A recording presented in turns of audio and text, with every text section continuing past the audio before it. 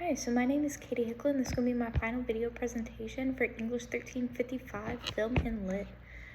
So the two scenes that I found for question number one, the first one's going to be kind of towards the beginning of the movie where the father is punching the older sister for going out and just being kind of rebellious. So he is kind of yelling at her, and the mother gets up and just leaves the dining table.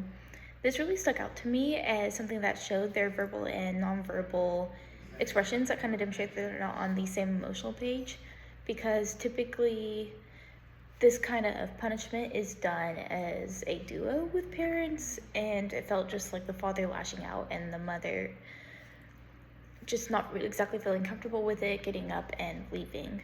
And then the second scene that I found was when the father was complaining about the girl who said that their chili powder had impurities.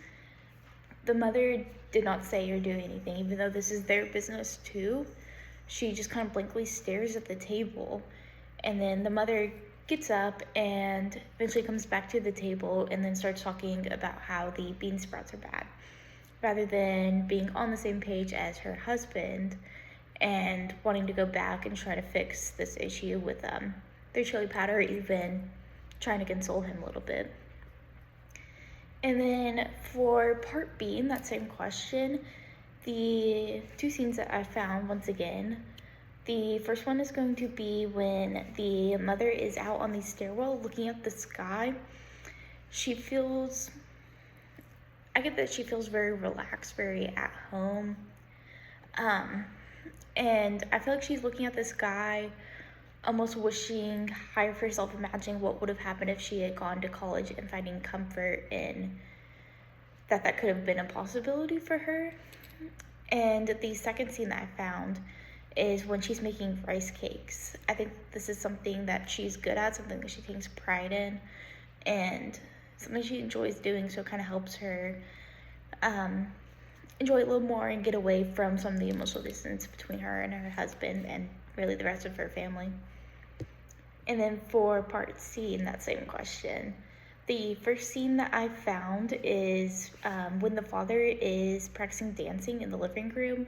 He feels very relaxed, and it's also something that he enjoys, and something just kind of help him take his mind off of the emotional distance and his family not being the way that he would like them to be.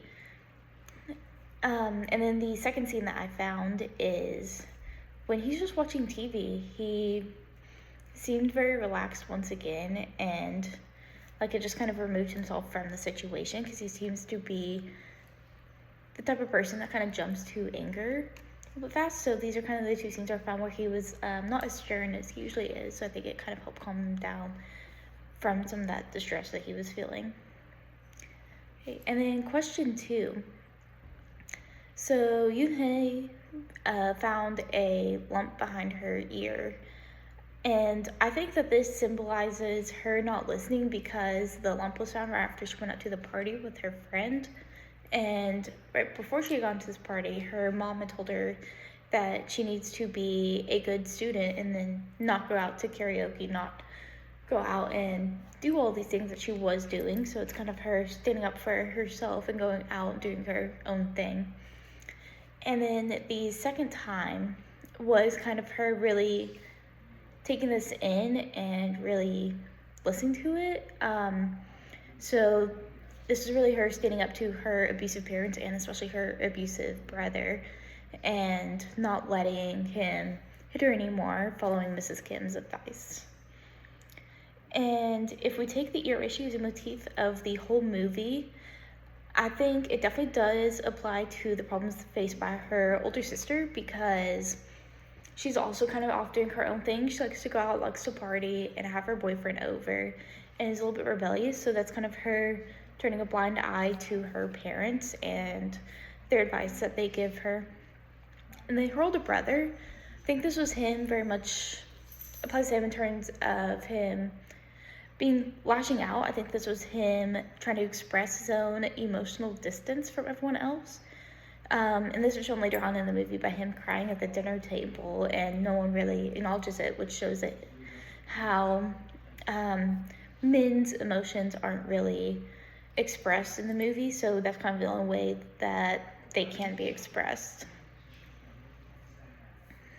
And then for question 3, the collapse of the bridge affects many characters' lives, especially Mrs. Kim. She passes away in the accident, and this hits Yoo-hee hard. This was her favorite teacher. They had a strong emotional bond, and losing her was like losing a parent, especially not having that strong parental role that she's supposed to have. So I think that some of the positive things that come from this tragedy is it really gives Yoo-hee more confidence in herself in kind of a weird roundabout way.